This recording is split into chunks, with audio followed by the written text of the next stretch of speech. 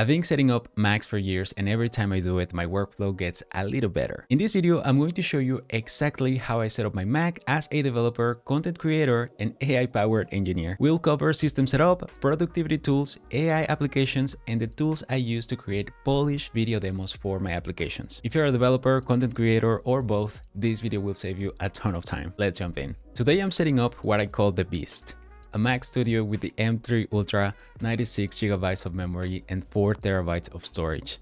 I went with these specs because I want to run AI models locally and push heavy video workloads without thinking about performance. That said, everything I'm about to show you applies to any Mac, MacBook Air, MacBook Pro, older machines, same idea. I created a blog post listing all the tools that I'm going to install in this machine.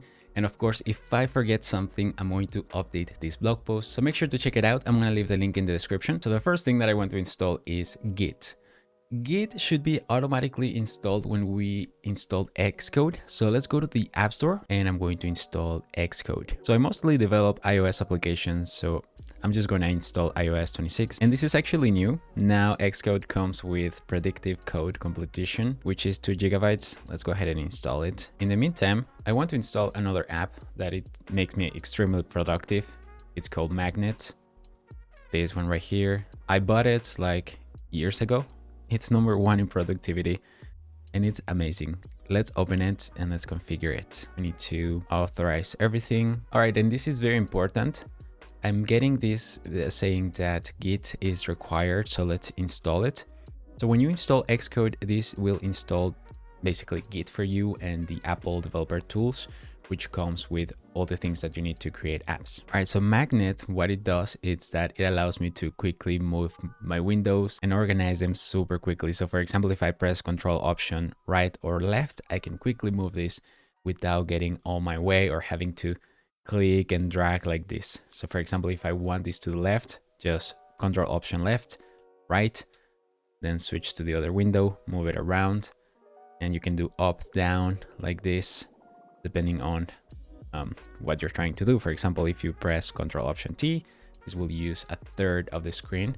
I use this all the time, so definitely highly recommended. It makes me extremely productive. Okay, here we go.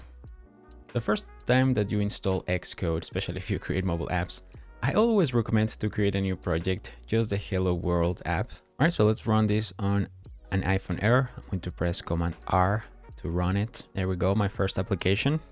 So the 96GB of memory definitely are showing, and I'm super happy about it. Okay, cool, so it's working. Now I'm going to close the simulator. And before I quit Xcode, I'm going to press Command, comma, and then go to the locations.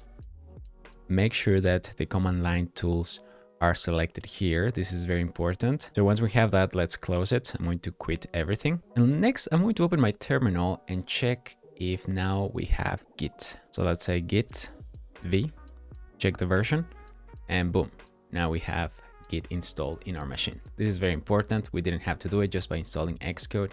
It took care of itself. All right, so now we can go back to my blog and install Homebrew. Let's copy that and press continue. And that's it. Now we need to run these steps. We need to run these commands in order to finish the Homebrew setup. So let's paste one by one. This, paste this in here, hit enter. Now let's run brew help. Okay, and now we get help. That means that we can use brew to install stuff now. Let's go back to the blog, and now we can install NVM, which is a node version manager. So NVM allows you to quickly switch between node versions. Let's install it using the curl. So to load NVM, basically I need to copy these two lines and then open my Z profile using Vim. Vim is already available in your Mac, so you can just open it and paste this in here. This is how my configuration looks like. The first thing is to set up Homebrew, to load Homebrew in my terminal, and the second one to load NVM. Then I can say :write and then quit. Now it says close and reopen the terminal. So let's quit and open the terminal again. And now I can say NVM V to check the version.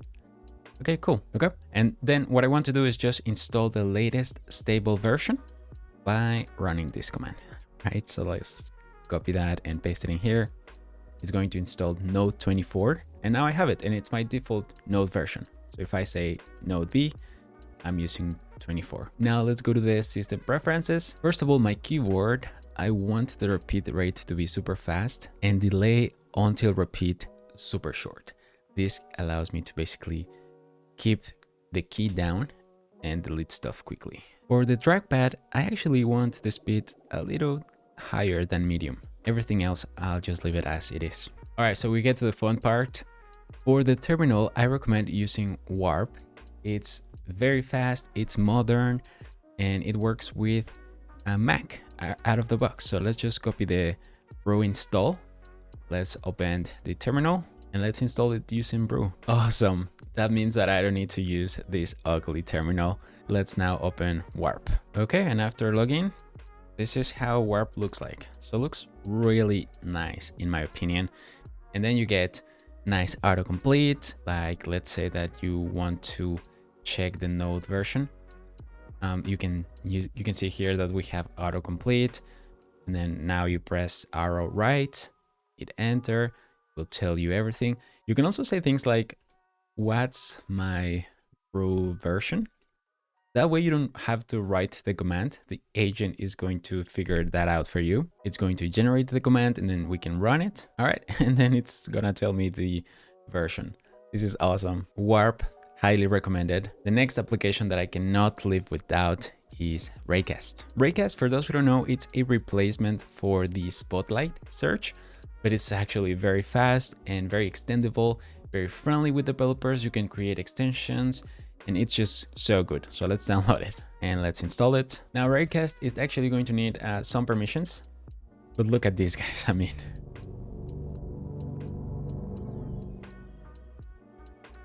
your Mac, but better. How cool is that? So if you search for Spotlight in settings, then select keyboard shortcuts. Oops. Then under Spotlight, you'll notice that we have show Spotlight search when you press Command space. So we actually want to disable that. Press done. Then we can open Raycast and press Command comma, replace this hotkey by pressing Command space. And now we can close this. And when we press Command space, we get Raycast instead of the default Spotlight. So from here, we can quickly open applications like Warp. You can do more advanced things with Raycast, like having scripts and then run them using shortcuts and pretty crazy stuff. Yeah, definitely something good to check out. The next application that I want to show you, and I cannot live without, especially as a React Native and Expo developer, is QuickPush. QuickPush is a fun weekend project that I created a while ago, almost a year ago. It's basically a lightweight macOS utility app that allows you to quickly send and test push notifications to your application. You just open it and then paste the token, hit send, and boom. So to install it, you can just go to the releases and then download the zip file, double click it, and you can just drag these to your applications. All right, after that, you can just open it by clicking it, press open, and that's it. If you notice, now we have this little icon. You can now paste a push token and quickly test a push notification. You can change the title, description, and body. You can add priority, body, a bunch of settings here. You can even pass key values to simulate data. Definitely a very cool app. Next, let's go to the AI and developer tools. First of all, Claude Code CLI, a must-have. We can install it using, let's just copy the curl. Let's go to Warp and paste it in here. All right, so I think we have a little warning here. So what I like to do in this case is just paste the entire thing and ask Warp to fix it. Okay, so Warp is going to fix this for me. Okay, so let's try to run Claude. Super cool. Yeah, I'm going to use, I think, the regular dark mode. Hit enter. I don't have a subscription. I'm using the API.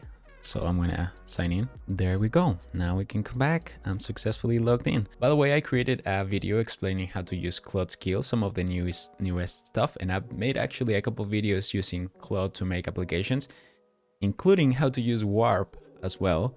I'm gonna leave those videos in the description in case you want to learn more about these tools. This is actually not super necessary, but I like to have Claude desktop application. It's because sometimes I think Claude has better answers than ChatGPT. But most of the time I use ChatGPT as well for fixing my writing, fixing my emails and stuff. So Let's go ahead and download it as well. And now I have ChatGPT on my desktop, and I really like to use the option space command to open this window. That way I don't need to have open it all the time. It's just pressing option space and then ask a quick question. Here, hit enter, boom. Quickly context, quickly fixing stuff. And you can do the same with Claude, by the way. You can just close this if you want and just press option twice. This will bring Claude, similar to ChatGPT when you do option space. You can turn on screenshots, turn on file sharing, but I'm not gonna do that now. It's crazy how quickly you can get access to them and how useful they are, by the way. I'm planning to install Ollama, and Ollama, for those who don't know, allows you to run open source models locally on your machine. But I think I'm going to skip that for this video. In case you're curious and want me to create a video about it, please let me know in the comments. I would be more than happy to do so. Now for my IDE, I like to use Cursor. So let's go to the page, download it. Personally, I like to use Cursor, but you can also use, for example, VS Code. It's really good as well. But in my opinion, for AI related stuff and having multiple agents, Cursor has the best UI and user experience. All right, we have Xcode, then Android Studio, by the way, because I also create apps that run on Android. And in the AI era, I think you should use React Native to create applications because AI models are really good with React. Yeah, so Android Studio is going to take a while. Let's leave it in the background for now. And then I also recommend using Snap AI. And I use Snap AI as a React Native developer to create icons very fast. It uses basically your OpenAI API key to generate icons for your project in seconds, right? And I actually made a video in case you want to learn more about it. You can install it. It's a CLI. You can run this globally or run it directly using npx snap AI. To use it, you need to set your OpenAI key, but this is completely free. You only pay for the images that you generate. You can run commands like this, snap AI icon, and then you pass a prompt. And these are some of the results. It will generate the exact size of the icon that you need. We have multiple settings, and yeah, I'm not going to use it now, but definitely something to keep in mind in case you want to create quickly icons for your applications. And by the way, I almost forgot, I would highly recommend that you use these shortcuts in VS Code or Cursor. So let's go to Cursor. You can get to that by pressing Command Shift P, and then you can search for Open Keyboard Shortcut JSON. Open Keyboard Shortcuts JSON. And after this one, I'm going to paste these two. So this allows you to overwrite the default. For example, when you press Command J, sometimes I want to expand my terminal quickly. And instead of coming here and dragging it up or, doing manual stuff, you can press Shift Escape. So Shift Escape is going to quickly maximize it. It's really nice, highly recommended. Yeah, let's open the test folder here. For example, let's say that I want to create a new file quickly without having to select the explorer here. You can just press Command N and right there, hello.md, for example, right? And let's say that that was hidden. You can still use Command N and quickly generate a new file. This is very useful for me. So those shortcuts, highly recommended. For notes, I use Obsidian. It's awesome. And by the way, you can use it with iCloud to sync your notes between computers and your phone. It's just amazing and it's free. Works offline. Just an example of how an application should behave. And the freedom that you get as user is just OP. So let's install Obsidian. Okay, now for design and video stuff, I use Screen Studio to create amazing demos for my applications. It also works great for recording an iPhone and simulators. And this is basically what I use it for. That's how I create my demos. You can add music, you can record audio. It's just great. So definitely a must download. You can also use mate.app. It's a really nice application for Mac that allows you to record and edit. And it has so many great features in case you need something more specific for a simulator. I sometimes use Mate. Another one that I recommend a lot is Rotato. And Rotato, it's for iOS simulators as well, or Android as well. But the difference is that they use 3D models for the mockups. So sometimes if you want like the 3D feeling of your application with realistic reflections, I recommend Rotato in that case. Since I create tutorials as well, sometimes I want my viewers to see the shortcuts that I'm using.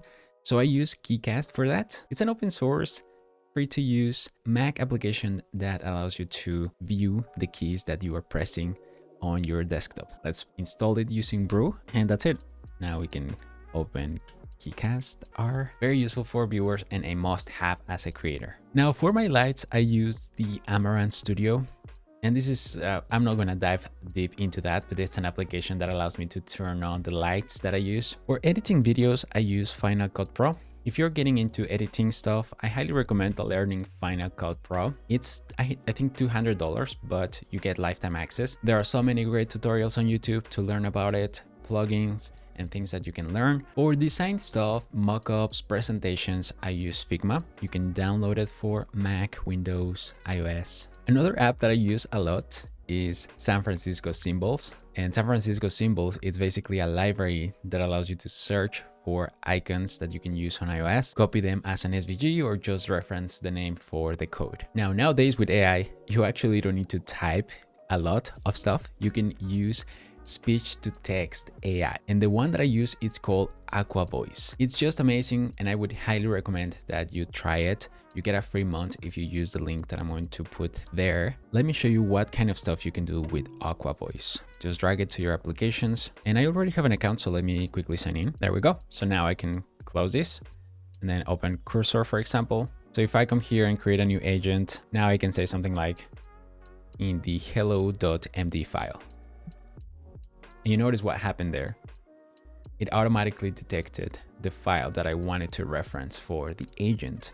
So I can quickly just mention the file, hit enter, and continue with my life, which is amazing. If you use my link, you can get 1 free month, so definitely check it out. And finally, for communication, I use Slack and Discord. And by the way, we have a community on Discord, and if you want to discuss something else, or if you want to master mobile development with React Native and Expo, make sure to join and check it out. And that's it for this video, guys. Make sure to check out the link in the description for the links. I might have missed a couple things, but I'm going to update the page so that you can get the latest and greatest. If you like this video, don't forget to give it a like and subscribe. Let me know if I missed something important, which applications you're gonna try, and which applications you recommend me to use.